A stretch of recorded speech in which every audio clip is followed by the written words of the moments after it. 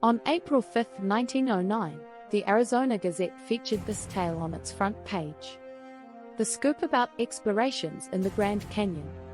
It read like a passage from a science fiction book and captured the reader's imaginations. Two archaeologists by the names of G. E. Kincaid and Professor S. A. Jordan, working for the Smithsonian, claimed to have discovered a huge cave system buried deep within the Grand Canyon's Marble Canyon area. They said that this contained proof of a long-lost civilization. The cavern, according to the men, was 1,500 feet underground in an unnamed location. The region was described as being almost inaccessible and encircled by prohibited wildness. Upon entering the cavern, they discovered tunnels, caves, and chambers that extended as far as one could go in any direction. According to the two men, the stone was chiseled out with a lot of time and work. A closer look revealed that each tunnel led to a large number of chambers with oval-shaped entrances. The rooms were properly ventilated by round holes chiseled through the walls and into the passages.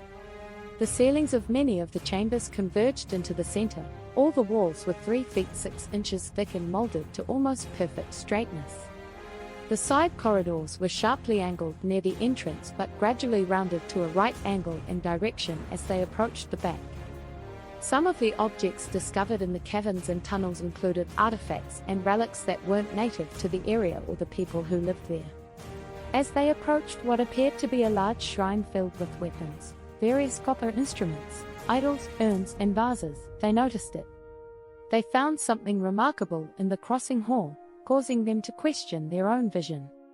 It seemed to be a statue of a local deity. The effigy's face appeared to be oriental, almost resembling a Buddha. It was seated with its legs crossed and held what appeared to be either a lotus flower or a lily in each hand. There were several lovely miniature statues and figures made of what appeared to be marble surrounding it. Some with lovely designs, others with people with crooked necks, and all around them were twisted symbols. A god was placed on each arm of 2 huge cactus that stood each on its own platform. These were all expertly hand-carved from rock that resembled marble. They found intriguing tools made of copper on the other side of the chamber. The tool manufacturers must have been familiar with the lost art of hardening this metal. Without success, this chemical process has been sought after for millennia. A bench wrapped completely around the area, which they called the workroom. Charcoal and other items that were probably used in the process of hardening the copper was on the workbench. Evidence that these prehistoric people had the ability to collect and process metals and ore.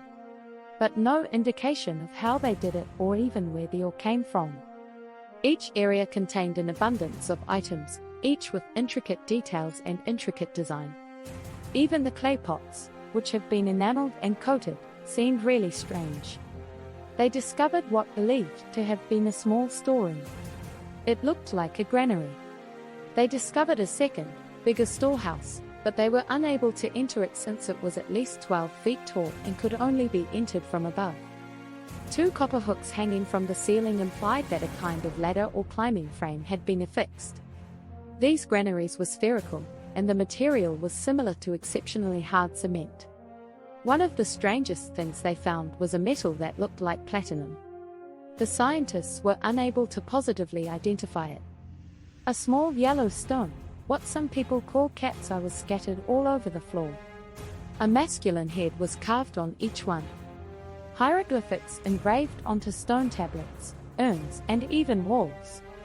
The most intriguing find was when they came across a communal crypt.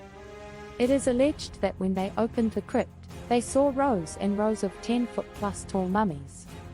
They had been put onto shelves cut into solid stone walls. Kincaid described the crypt and its contents in great detail. The mummies were located as one of the largest chambers ever excavated. On these walls are levels of mummified remains, the walls slanting back at an inclination of around 35 degrees. Each of them taking up a separate shelf.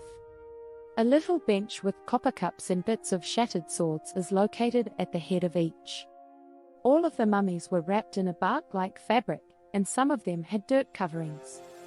The urns and cups with the mummies in the lower tiers are less refined, less intricately designed than those displayed higher. It's important to note that all of the mummies analyzed have turned out to be male, and no proof that there were any women or children. Believed to be a warrior's barracks. According to him, the corridor has one room that is not ventilated, and when they approached it, a horrible stench hit them. They couldn't see anything inside the room since their light couldn't get through the darkness. Some people suggest it could contain a lethal gas or chemicals that was once employed by the ancients. Along with the barracks and sleeping rooms, they allegedly also discovered a sizable dining hall. Kincaid and his group speculated that there was easily enough space in the facility to support roughly 50,000 residents because the alleged discovery of this clandestine and hidden city was so advanced and wide. It is impossible to know for sure who these individuals were. Kincaid's own theory was, these people were the ancestors of the local inhabitants, and the enigmatic culture predated them by thousands of years. He thought that a soul race existed that was advanced and developed. Other theories are that these individuals might have arrived directly from Egypt, as suggested in the newspaper report itself. For some people, the idea that a long-lost civilization from perhaps Egypt or Tibet once existed beneath the Grand Canyon sounds absurd. But it would have surely captured the attention readers in 1909.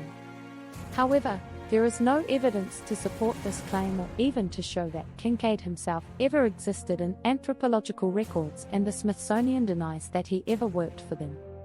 The newspaper report is highly authentic, and the descriptions are very thorough. So, if this chilling location indeed exists, what was its purpose? Kincaid and his associates never really provided a thorough analysis of this. However, if this story is true, it will undoubtedly rock the foundations of historical doctrine as we know it and put doubt on what is presented to us as history.